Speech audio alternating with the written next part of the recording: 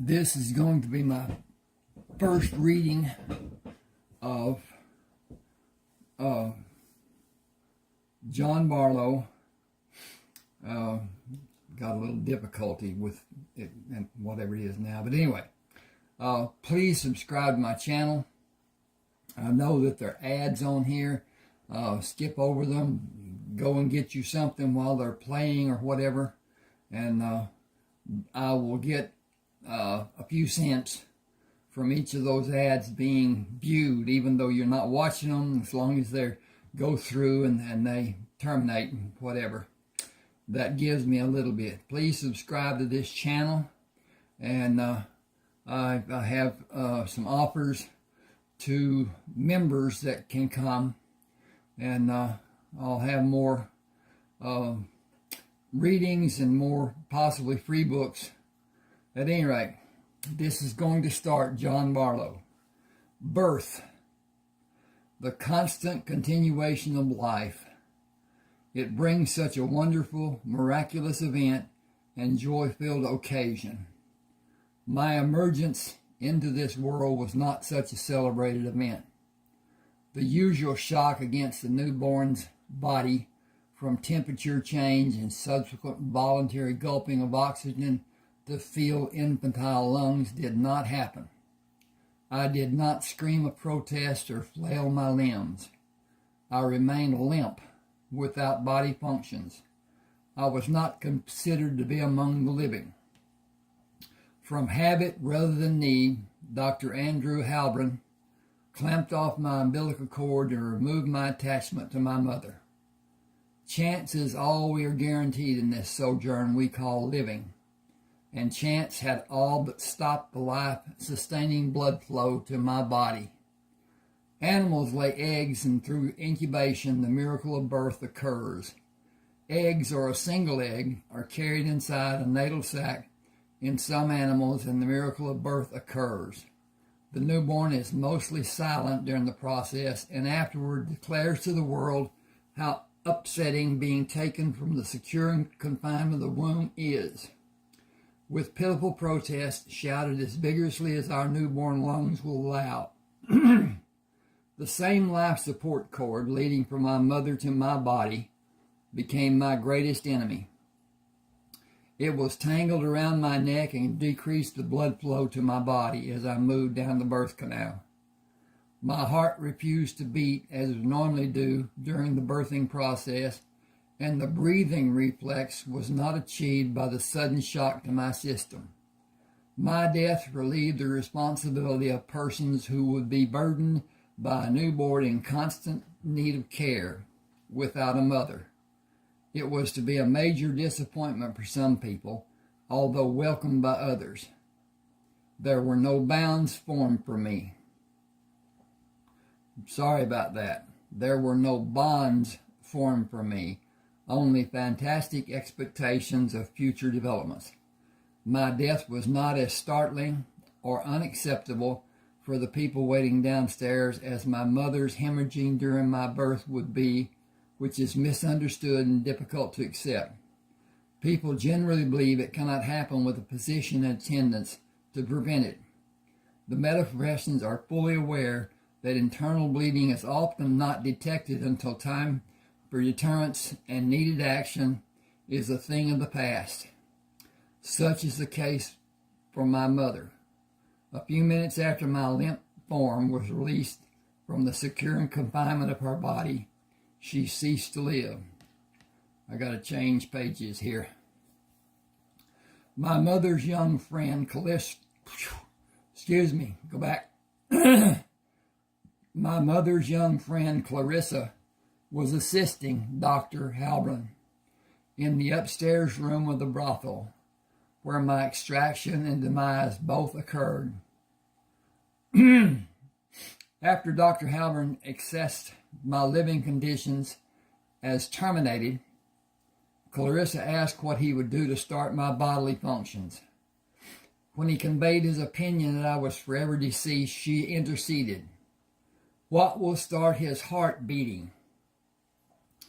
Dr. Halbron shook his head. He is lifeless and will remain so. I don't know how long the blood has been shut off from his body. It may have occurred during the delivery, or it may have been sometime before the delivery began. The delay of his breathing and his blood coursing through his body is questionable because he was not discolored. Even now his skin tone is pinkish, but his life functions are terminated from lack of blood to bring him oxygen. He is dead. Clarissa spoke in a tone that chilled the good doctor. He is still pink, as he should be at this point in his existence. Dr. Holloman was frustrated with her insistence. He has no existence. Clarissa ignored him. Do anything that needs to be done and start his life functions now. His father is downstairs in that group of men. No one knows who the real father is, and all will claim him in secret. Inside the confines of this house, they are gathered here and waiting for their child. You see those men. They are the strongest leaders in this city and the most powerful men in this state. I will take their son to them in a short time. Bring him back.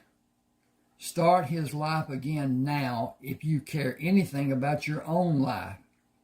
To walk out on the balcony and say both mother and child are dead is not going to be my lot in this life. I will not be treated as badly as you, but I would not bet a plug nickel on either of us seeing another sunrise unless I have a living, breathing son for them to see and celebrate his living for them and for his mother. Dr. Halpern wrung his hands. I don't know what to do. I don't know if his heart will even respond. He needs electrical stimulus to make it active. Do it. He protested. I don't have anything to cause a shock to it, and I don't know if it will even work should something be rigged to cause the shock that his heart needs and how it should be regulated. He is only a tiny baby. A standard electrical charge will burn flesh. A standard electrical charge will burn flesh. I have no way to help him or myself. Excuse me just a second. I got a I'm affected by pollen and crap. Clarissa pulled the chain to switch off the electricity to the hanging light socket. There is not time to stand here and argue about whether it will not work. Something must be done. We will do it and take the chance it will work. The small table lamp dimly lit the room when Clarissa pulled the electrical cord from the plug-in that screwed into the socket hanging from the ceiling and held the overhead light bulb.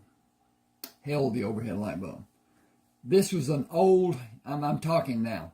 This was an old apparatus that had a switch that was on a chain. You could put a light bulb in it and then screw it into the light bulb holder that was normal, and then be able to turn the light off and on using that chain. The wall switch had to be on. Then when the chain was pulled, the light came on. When the chain was pulled, the light went off. It was an apparatus that was in our houses when I was young. That was a long, long time ago. At any rate, let's go back here, and here we go. The small table lamp dimly lit the room when Clarissa pulled the electrical cord from the plug-in that screwed into the socket hanging from the ceiling and held the overhead light bulb. She cut off the end with a knife, split the cut end down the middle, and pulled the ends apart farther before baring the wires. She pushed the two prongs opposite the split end into the parallel electrical slots.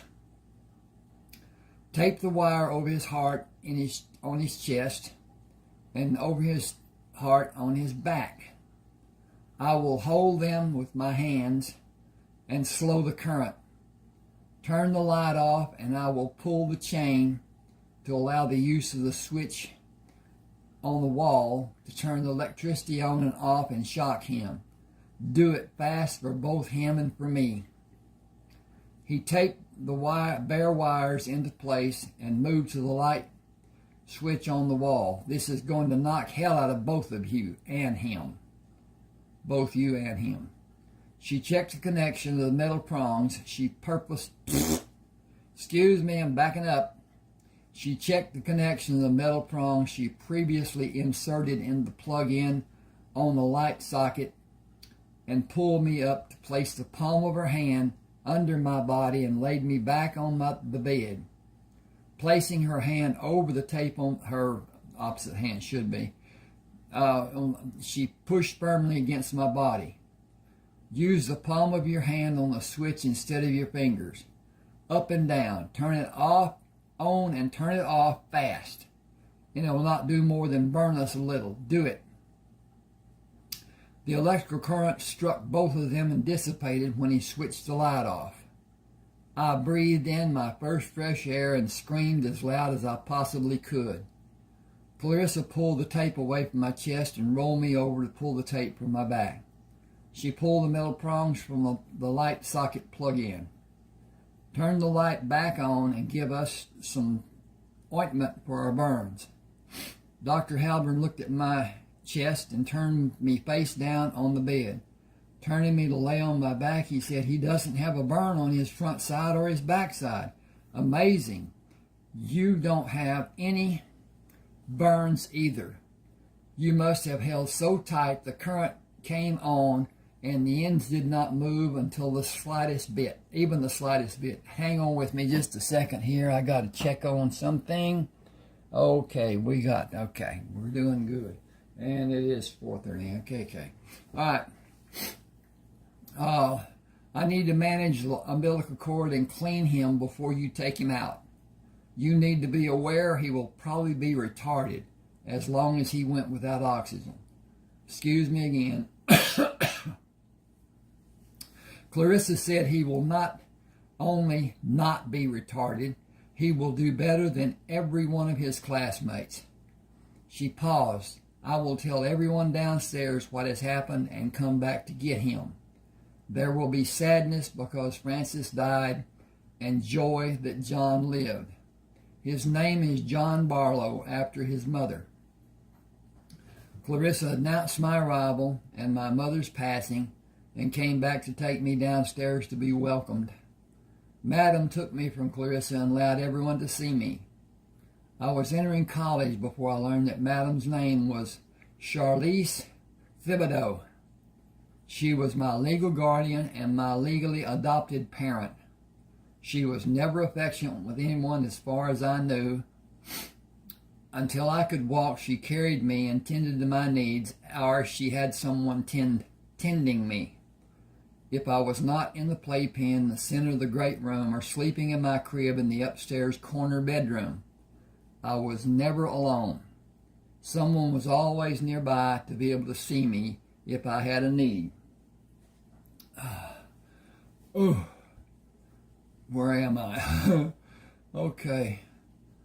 She did not allow me to be alone and assigned someone to tend me until my 4th birthday, when I was given total freedom of the house. I was accompanied when I left the house. Madam instructed me to help the people who watched for my safety, and I was taught to keep them safe by my 3 physical instructors. Lois James was my wet nurse until I began to walk. She left the brothel after I was able to eat solid food and died before I was old enough to reconnect with her. Smoking was not allowed in the brothel after I came to the center of attention.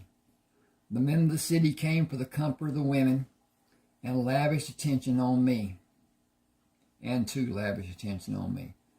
when they were allowed. Nothing was done in the brothel without Madam's approval. Everyone asked, and she smiled. She either smiled or frowned or kept silent, never speaking to give permission or deny it. Never. Nobody was ever nonchalant or cavalier with the madam. Her smile was a lustrous approval. Her frown was an undesired condemnation. Her laughter was not permission for anyone to join her in her merriment. She was apart from the others who came to the brothel and the women who lived there, except with me. I was the first consideration for everyone who came there. She demanded it. No righteous behavior was tolerated. I was protected in every way possible. My well-being was assured by everyone. Second to her concern and her demand for my well-being was my education. I always had illustrated books, and I began reading books given by everyone who came to the house between my third and fourth years. The books were always given. Madam did not allow anything to be loaned to me to be taken away at a later time. Nothing was ever taken from me that I can remember. Nothing was allowed to be accessible to me that I could not hold and keep as long as I wanted. Madam's quarters were private. Her bedroom was mine. My bedroom was mine alone. All the other rooms were part of the brothel. Madam's and mine were not. They were off limits, and they were simply respected. Every woman in the brothel had responsibility for me, as Madam permitted or assigned. Doors were never locked, and I was permitted complete freedom except when someone was sleeping or if the door was closed. Even during the intimate times when the business of the brothel occurred, the doors were never locked. I did not open a closed door or ask permission to enter. Madam never disciplined me. She did not need to. I knew from an early age to seek her approving smile.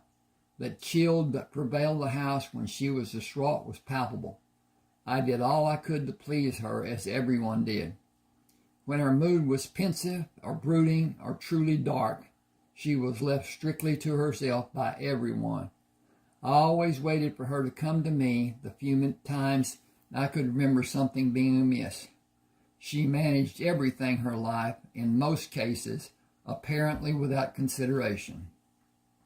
She managed a business that was approved of by some, but those people did not voice a disapproval publicly. I'm sorry, I got to go back. She managed a business that was not approved of by some, but those people did not voice a disapproval publicly. She was well known in New Orleans, and with an approval or not, she was honored and respected. She managed the brothel, but she did not participate in the intimate functions of the business. She did not outwardly practice the occult. Yet everyone who did asked her blessing and alerted her to any impending incident in the city. I was educated by everyone who the madam allowed, which included several people who practiced. I came to believe those that did practice were afraid of her.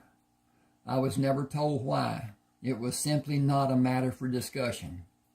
Everything else was openly mine to be acknowledged and answered when I asked.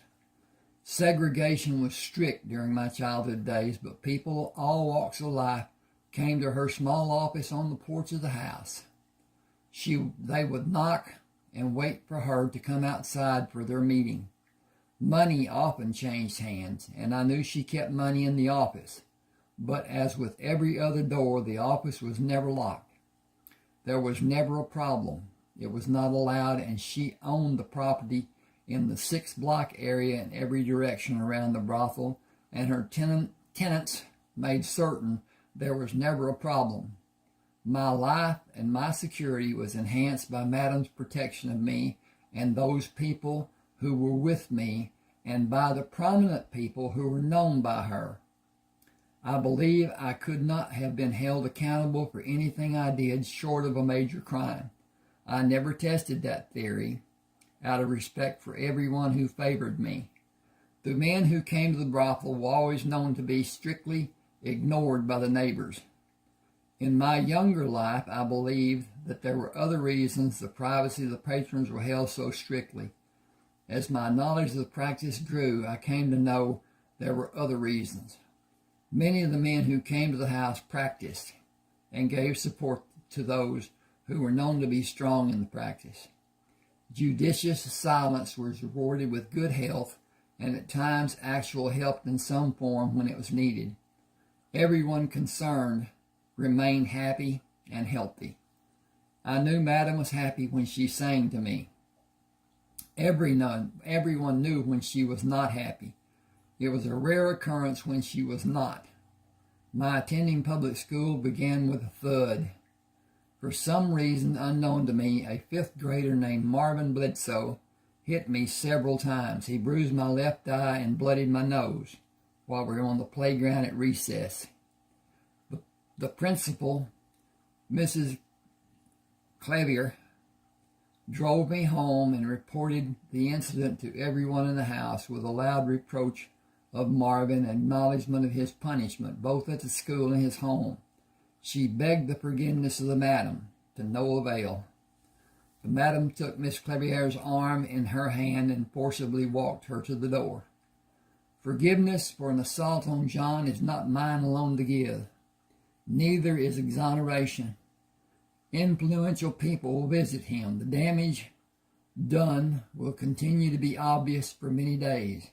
I cannot fathom the reactions his being harmed or the actions which will certainly follow. There will be a large degree of both, I'm sure.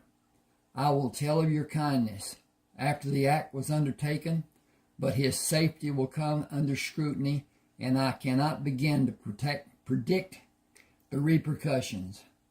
I am certain there will be many which I am unable to prevent. John is not allowed to fight. That does not mean he is not able to fight or preclude his being safe from anything like this happening again. You will need to explain why Marvin Bledsoe was on the playground with children much younger than he is. I will not demand an explanation from you now, as I cannot fathom an answer which I would be able to accept as reasonable. Miss Clavier said, I cannot either. Madam simply turned her to study her face, and turning her away, continued to the door. Our family physician will be called to examine John's injury. I will do nothing more than that, including attempting to hide John's injuries. I suggest you prepare for how others will react. I cannot imagine a way you will ever be able to do that to anyone's satisfaction, particularly your own. Thank you for doing what you were able to do. I am sure you will not have a reason to come here again. Miss Clavier put her hand over her mouth. This is not going to go well for me, is it? As I observed on so many occasions, Madam's expression did not change, and she did not answer.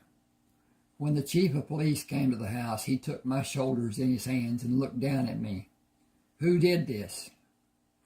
Madam said, an older boy at John's school. He did not again, excuse me. This is down on the page, I can hardly see it. He did not speak again before he left. When he returned, the men in the house went outside to meet him. I either do not remember what was said or I did not learn. I remember Madam was told I would never have another incident anywhere in the city. I cannot remember ever seeing Marvin Bledsoe again. The kids in the school avoided me after that happened, except Tish Alderson. She sat next to me and always had a small glass cylinder containing cinnamon toothpicks that we shared. We were friends until she moved away after we completed the 6th grade in elementary school. My life was never like my friends' lives. They had a father and a mother and brothers and sisters. I had 26 mothers and a city full of fathers.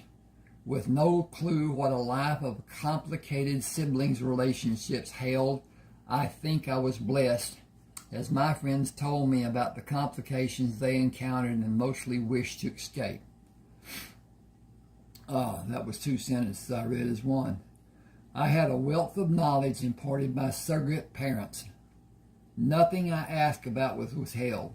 The infantile explanations talked about by my classmates during my formal years were quickly swept away. I did not offer those jewels of wisdom to the naive children who often spouted some garbage their parents had imparted to placate and dispel the questioning of an interested child or to clarify what an older child had given as an explanation. Until I was in college, I believe Madam often commented about opinions being neither slow nor fast, but mostly half-fast.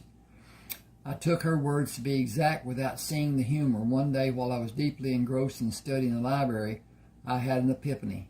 My laughter was judged to be inappropriate for the surroundings. My sources were opinions and the knowledge of a broad spectrum of diverse people and the Encyclopedia Britannica, volumes so large I could not open and hold them. An adult read to me from them until I was in the 4th grade. Madam did not allow morals or dictation of society to lead my education to falsehoods of convenience. No subject was ever avoided or delayed until I was deemed old enough to understand. The male and female anatomies never hidden from me, as I was expected to models both female. I was exposed to models with female and male every day. An embarrassing occurrence never happened. My questions were addressed with honesty and clarity, and with the enlarged volumes in Encyclopedia Britannica. I assumed everyone had access to a set until Tish told me they were expensive and mine was the only set she was aware of. For my 5th birthday, 3 of my presents were named Eric Fraser, Walter Hancock, and Latrell Whitaker. They were assigned the daunting task of instructing and empowering my physical education in the small gymnasium built for the occasion behind the house. My favorite pieces of equipment were the many ropes hanging from the steel beams supporting the roof. Tarzan was the hero of every child in my younger days. Edgar Rice Burroughs described him swinging through the jungle using vines anchored to trees. I swung through the gym imitating Tarzan. My favorite quote from him made me consider how much truth in what he said. Imagination is but another name for superintelligence. I often repeated it and drew strength from it when I was in need of inspiration. On separate days, twice each week, Eric, Walt, and Latrell came to coach my physical activity and drill me on any subject they deemed might be useful in my life. It all seemed to be random until I was old enough to see how they constructed every facet of my education. Science interested Walt. Eric was the philosopher. Latrell was great at doing any form of math and challenged me to answer without the use of paper, to draw the problems out visually. He would snap at me if I answered too slowly. After I was able to run, one of them barked at me like a veteran drill sergeant during the first 6 days of the week. Sunday was the exception. Still, I played in the gym on Sundays. Eric was my strength coach. Walter tutored me in gymnastics, and Latrell had responsibility for any sport he elected to prepare me to participate in. He introduced and drilled me in every aspect of all formal sports. I did not enjoy competitive soccer, as I did not relish kicking another person or being kicked and often being run into. Kicking the football with accuracy was more enjoyable, and I was proficient at both punting and place kicking, which allowed me to excel in performing in the football field in college. He became my swimming instructor when the pool was built for my 6th birthday, and he was my instructor in hand-to-hand combat after my 7th birthday. I neglected to tell Madam, got to get my tongue straight here. I neglected to tell that Madam took every opportunity which developed to tell me more about my mother, and birthdays always began with her reciting something from the past to draw my attention to asking for more information about my mother.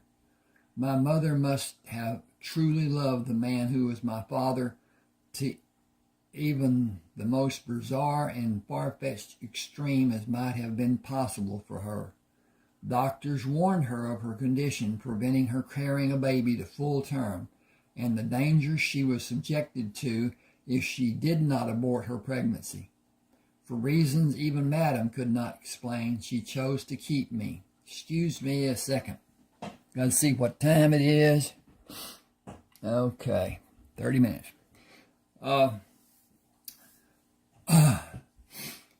This media restricts time limits on videos. I don't have a clue what that restriction may be, and so I try to keep it down way less than an hour. And this is 30 minutes, so I've got another 15 minutes or so that I can do this, and 20 or whatever. I have not been warned or canceled or anything up to this point, so I'm trying to keep it down. That's the reason I keep looking at the time. At any rate, keep me. Anytime someone spouts off advocating abortion, I am reminded that they were already born. I question how fervently they would have advocated their own abortion had they had the opportunity. Nah, I do not believe that for a single second. Got to turn. Science declares the world to consist of a structure of electrons, neutrons, and protons. I believe they admitted an extremely large class designated as morons. My mother was a very thoughtful person toward other people as well as the makeup of the world she was born and grew to adulthood in. She did not espouse any worthy causes. She kept her own space and tidied as much as was possible for her. She was demanding of the men she entertained. No wham bam, thank you ma'am. She required that a relationship be built before any favor was given, and the relationship was strictly platonic. The men also told me about my mother. Every other woman in the brothel was a professional. They did not allow emotions. Strictly business, and the more business they had, the more profit they had. None of them allowed and demanded emotional involvement with the Johns as my mother did. She was the favorite of the regulars for the same reason. Most of the men waited hours for her, enjoyed games to pass the time until their attention was drawn away by my mother. They called her the seductress. They made an attempt to refer to me as the son of Francis. Madam frowned and said Johnny is his name in my house. I believe she was being respectful mother, but also of Lois. The men were not allowed to give me money except at celebrations, and Madam picked me up to help me drop it in a large brown piggy bank after I enjoyed having it a few hours. Gratuities for any act I performed were mine to keep, but as soon as I left it out to be seen by others, Madam deposited it in the piggy bank. It was safe inside the house, as there was never a theft. I believe she attempted to teach me to be careful with my possessions. They were very successful lessons, if that was her intent, for they served me well in my later life. I began swimming in the public swimming pool and visited homes that had pools. While visiting one day at a very wealthy family's house, I heard the word bastard for the first time. A young girl very innocently asked me if I was a bastard. I told her I did not know what the word meant, to which she told me she did not either. She overheard her mother say I was a bastard. We played in the pool the whole afternoon without seeing her mother. The trail was my sounding board for any noxious, pernicious, unpleasant, and injurious phrases. He explained the word bastard to me to be the absence of a parent. I was young and naive and took his explanation at face value without question.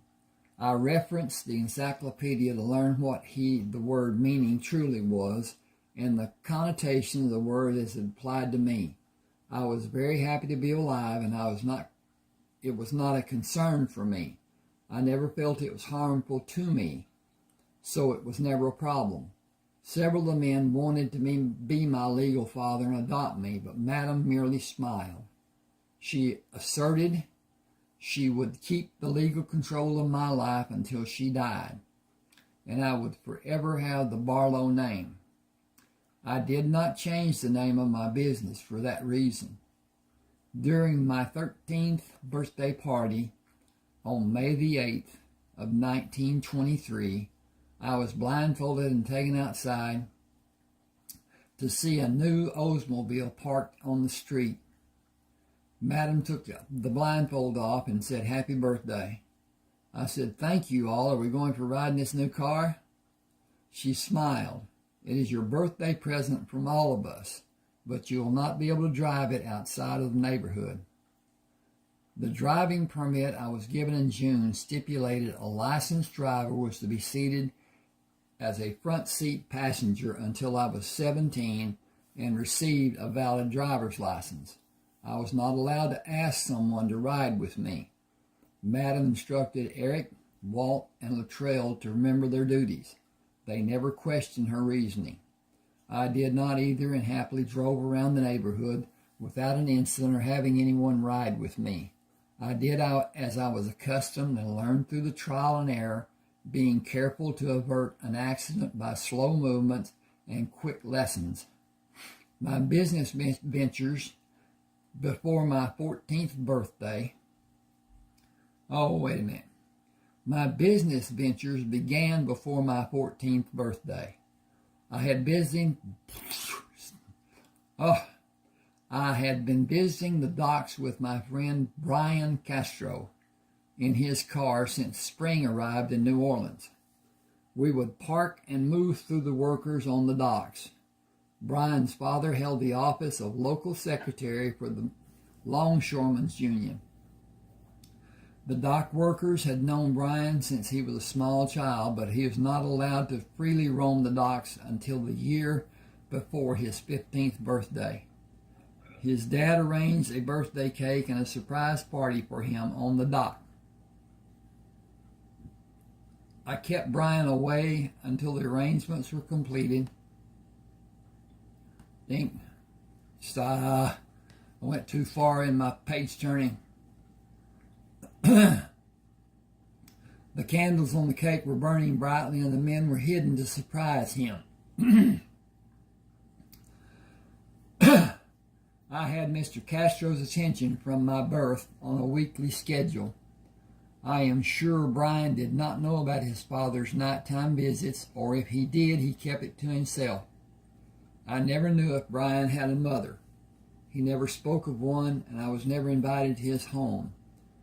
I am also positive Madam would have frowned if I had asked to go there, as she did so many times when I asked about visits until I ceased asking. When I casually mentioned the many times it happened to Luttrell, he said, "Nobody needs to hit you with a brick. You are a quick study, and if you take a lesson from your experiences to make sounder decisions, life will not be able to bang you around as much as some of us have been treated." I was not able to use the advice Luttrell gave me on my first business venture to avert a near disaster. I talked to the purser of a ship about buying bananas and arranged to buy all the bananas he held in two of the holds of the ship by giving him cash for each load as I was able to move it. The ship had been delayed and the bananas in the brink of becoming rotten. I arranged to rent 3 horse-drawn wagons to load with bananas to sell to the shop owners in the 3 downtown markets and the 2 on the other side of town. Noah Triscott took the 3 wagon loads with bananas and disappeared. I went to the first stop where he was supposed to deliver one of the 3 loads of bananas and informed that he had not made the deliveries. I ran home to tell Madam. She made an appointment and put me in a taxi and instructed the driver to take me to Quentin Tufteller at his law office. After I told him what Noah Triscott did, he sent me out of the office. I heard him use the telephone over and over. After I went back in the office, he summoned Jackson Coltrane. Take John with you to the pier and wait for Noah Triscott to bring the empty wagons and continue loading the bananas from the ship. It will be late this afternoon before the bananas are distributed properly. Take John to his home after the last wagon is loaded. Noah Triscott will bring the last of the profits to John and receive the money he had bargained for initially. No harm is to come to Noah. He will be paid by John in the future. Excuse me. He will be paid by John in the future for his services. Boy. Dry. After the success John had today, he will need Noah's services.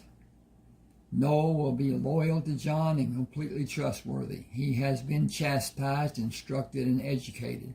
He will be an asset for both of you in the future. I think Mr. Tufteller, didn't see that A. Excuse me. Let me get a drink. Just give me a minute here. I think that may help me immensely.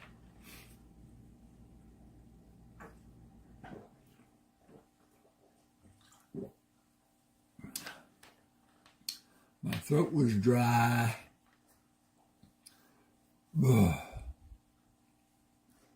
I think Mr. Tufteller left with Jackson Coltrane.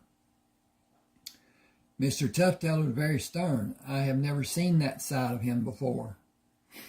Jackson looked straight ahead. He was mad clear to the bone. Noah will get his money from you and help you in every way you desire at any time as long as you desire. He is lucky to still be living.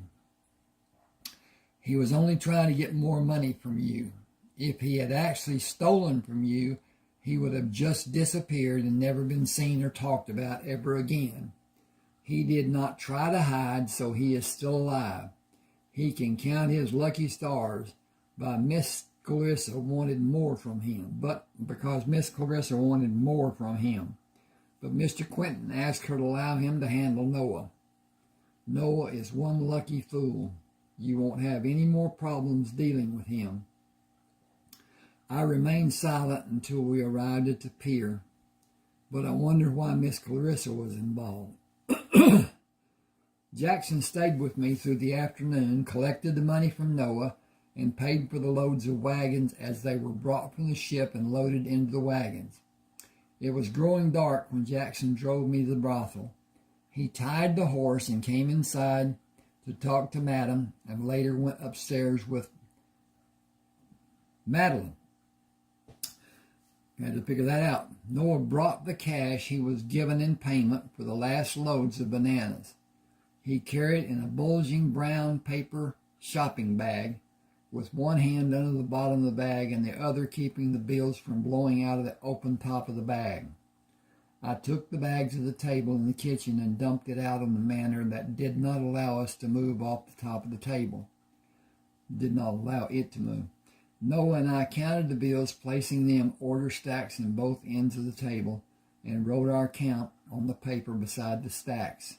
We switched ends and counted what the other had previously counted. It took more than an hour to make an accurate count of the money. I had more than 8 times as much money as had that morning after I paid Noah. Jackson came the next morning and joined me for breakfast. We will take your money to Iberian Bank to deposit it. When you buy from the ships again, you will write a check for the complete load and date the check for the following day. The bank will guarantee your check, and you will have a letter of credit for the men from the ships to see. You will give checks for every phase of your ventures and pay the required taxes. New Orleans people are talking about your enterprise with bananas. When you make more ventures and add more money to your account, it will be a matter of public record. You must protect yourself from violating federal laws. Mr. Quentin's firm will prepare tax forms for you until you're 18. You can hire another firm when you're 18 or continue with Mr. Quentin's firm, paying an annual fee as a legal retainer of the firm. I recommend that you retain the firm. Jackson waited for me in the lobby of the bank while I was in the office of Charles Phillips, the bank president. "Good morning, Mr. Bartleaux. I have taken the liberty of opening a checking account and savings account in your name. All that is needed is your signature on the account cards and the letter of credit. I advise you to deposit a major amount of your capital in the savings, as it will accrue interest. I had a form prepared for your signature giving me authority to take capital from your accounts as may be needed. Balances will be constant as the law states in this procedure. I will only act on your behalf, and all the assets will continue in your accounts." Okay, I'll back up here. "I was able to act in this manner under the laws of the state of Louisiana, supervised by the Tefteller law firm, until your 18th birthday. You will be required to act for yourself after that day. I trust this arrangement is to your liking." I was both surprised and happy. "It is more than I expected, and is very much to my liking. Thank you." He smiled for the first time. "It is my pleasure to see you doing so well. Just a minute, please." Yep. Okay. "To see you doing so well. You have established yourself as a valued individual with the men who run the ships. The fact that you have ready cash is a fortunate circumstance for both you and them. They know you are able to buy from them when they bring loads of food from Mexico and Cuba and South American countries. They usually wait for locals to purchase small amounts to sell in return for more when the first purchase is sold and the needed money to buy more is in hand. You offer the whole of the ship's available load to be purchased and payment to be done in a single act. It will rejuvenate the process of the past. It will benefit everyone involved, particularly the people who purchased for their own consumption. The vendors will be able to charge less because they will have a knowledge of the amount that will be available to them, instead of making small purchases and the small sales they have been forced to implement in the past. Your involvement is beneficial to everyone. Continue as you have begun, and you will be quite wealthy by your 18th birthday." I looked up from signing the cards. "Wealthy?" He smiled. "Beyond your wildest dreams. I have dreamed a lot, and you will have it and so much more. We will both do well because we will both help each other and many other people. Your business will grow as you grow. Your business will enhance others' lives and enhance their livelihood. This establishment will guide your progression and guard your business and your safety. Go solely, and I will monitor your dealings. My men are watching to aid you if it is needed. I believe it is common knowledge that my men have your best interest protected." I'm going to stop now. Please subscribe to my channel. Hit that like button, and I will have a second part done in a few minutes. Thanks for being with me. Hope you enjoyed.